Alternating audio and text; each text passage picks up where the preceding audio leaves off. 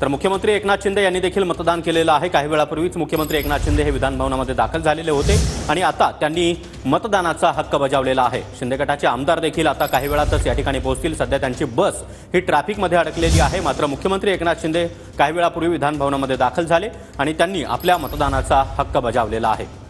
एकूण 11 जागांसाठी 12 उमेदवार रिंगणामध्ये आहेत। त्यामध्ये शिंदे गटाचे 2 उमेदवार आहेत। त्यामध्ये भावना गवळी, कृपाल तुमाने हे उमेदवार आहेत आणि त्यांच्यासाठी आता कुठेतरी मुख्यमंत्री एकनाथ शिंदे यांनी मतदान केलं आहे। तर उद्धव ठाकरे हे देखील विधान भवनामध्ये दाखल झालेले आहेत। महत्त्वाची बातमी आपण पाहतोय। ठाकरे गटाचे उमेदवार मिलिंद नार्वेकर हे सकाळपासूनच गेटवर उभे आहेत। आलेल्या प्रत्येक आमदाराला, प्रत्येक नेत्याला ते नमस्कार घालतात। मतांची जुळवाजुळव त्यांच्याकडून सुरू आहे आणि आता मुख्यमंत्री एकनाथ शिंदे यांनी मतदानाचा हक्क बजावल्यानंतर उद्धव ठाकरे हे देखील आता विधान भवन परिसरामध्ये दाखल झालेले आहेत। उद्धव ठाकरे हे देखील या ठिकाणी पोहोचलेत। अंबादास दानवे यांनी त्यांचं स्वागत केलेलं आहे आणि आता उद्धव ठाकरे हे देखील विधान भवन परिसरात पोहोचलेले आहेत। उद्धव ठाकरे यांचे अत्यंत विश्वासू सहकारी अशी मिलिंद नार्वेकर यांची ओळख आहे।